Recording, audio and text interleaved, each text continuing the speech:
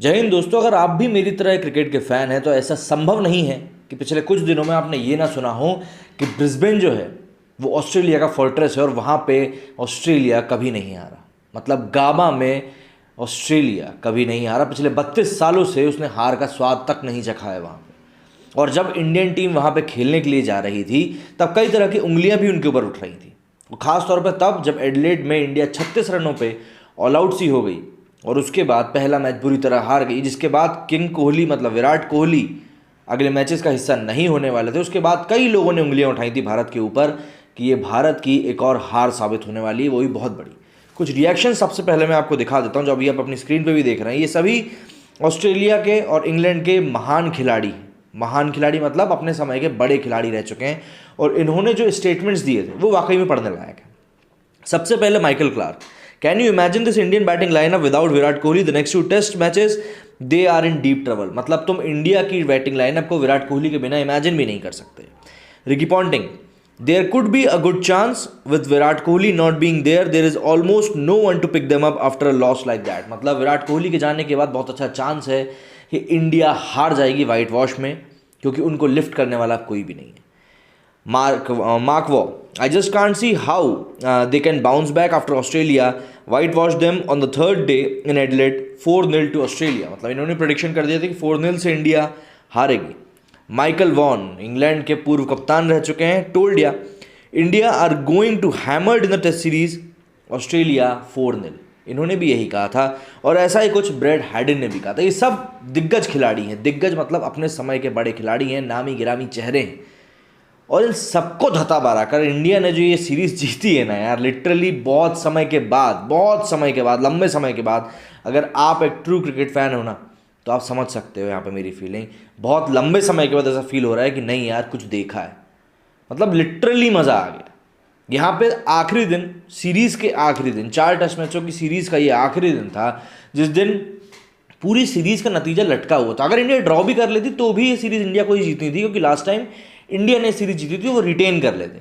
लेकिन वो जीत का स्वाद कुछ अलग होता है ना, बस वो स्वाद थोड़ा सा मिसिंग था और वही चीज़ आज देखने को मिली है।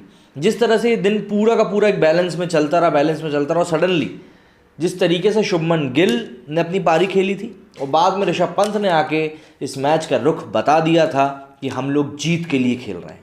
क्योंकि अगर इंडिया यहाँ ड्रॉ कर जाता तो मैं जानता हूँ कि यहाँ पे कई ऐसे क्रिकेट के पंडित बैठे हुए हैं जो बैठ के ये कहते कि इंडिया तो सेफ खेल गया, इंडिया तो जीतने के लिए खेल ही नहीं रहा था।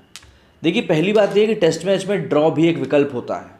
हार से ज़्यादा अच्छा होता है ड्रॉ के लिए खेलना। हमने पिछले मैच में देखा था किस तरीके से हमारे टीम ने ग्रिटनेस दिखाई थी, आखिर में रेजिलिएंट दिखाया था। आर अश्विन थे वहाँ पे और किस तरीके से उन्होंने मैच को ड्रॉ की तरफ लेके गए थे, जबकि समझ में आ रहा था कि वहाँ से टीम का कुछ नहीं हो सकता।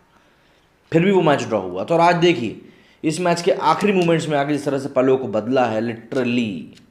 चाहे आप मोहम्मद सिराज की बात कर लीजिए, शार्दुल ठाकुर की बात कर लीजिए, शुभमन गिल की बात कर लीजिए, चेतेश्वर पुजारा की बात कर लीजिए, ऋषभ पंत की बात कर लीजिए, हर एक प्लेयर ने यहाँ पे अपना योगदान पूर्ण रूप से दिया है। ये एक टोटल टीम एफर्ट था जिसको लेकर टीम इंडिया आगे बढ़ी और मैच जिताया। ये कोई बड़े खिलाड़ी नहीं है। यहाँ पे एक तरह से ऐसा लग रहा है जैसे इंडिया की ए टीम ने आके यहाँ ऑस्ट्रेलिया की मेन टीम को हरा दिया। और पिछले कुछ समय में जो लोगों ने कहा था कि भाई जो पिछला इंडिया का टूर था ऑस्ट्रेलिया का, जहाँ पे वो जीती थी विराट कोहली के साथ, वहाँ पे स्मिथ और वार्नर नहीं थे इसलिए वो लोग जीत गए थे, वो एक फ्लूक था, लोगों ने ये कहा था। अब क्या कहेंगे वो लोग?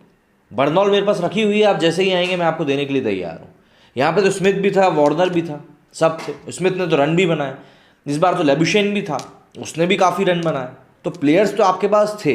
बॉलर्स आपके वैसे भी टॉप क्लास हैं। PAT Cummins, Josh Hazlewood, Mitchell Starc, ये सभी प्लेयर्स पूरे फॉर्म में थे, अच्छी बॉलिंग कर रहे थे। नादन लियोन, सब अच्छी बॉलिंग कर रहे थे। मतलब आपको हर तरीके सब कुछ था। इस बार तो आप कुछ बोल ही नहीं सकते, बल्कि इंडियन टीम इस बार घुटने टेके हुई थी।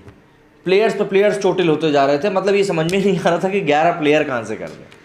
उसके बाद इस तरह से जीतना, जो बॉलिंग लाइनअप था इंडिया का आखिरी टेस्ट मैच में, उसके पास एक्सपीरियंस 5 टेस्ट मैच का भी नहीं था, 5 टेस्ट मैच। और अब देखिए, इसीलिए कहते हैं कभी भी वक्त से पहले अपना मुंह नहीं खोलना चाहिए, नहीं तो इसी तरह से मुंह की खानी पड़ती है। उम्मीद करता हूँ जितना मज़ा मुझे आया उतना ही मज़ा आपको भी आया होगा। क्योंकि वाकई में ये इंडिया के लिए एक बहुत अच्छा मोमेंट है।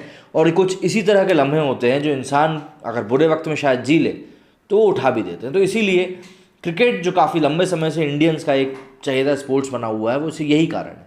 अगर आपको पसंद नहीं है तो कोई बात नहीं, और जिनको पसंद है उनको बहुत बहुत बधाइयाँ। मेरे इस वीडियो में फिलहाल इतना ही। जय हिंद, जय भारत।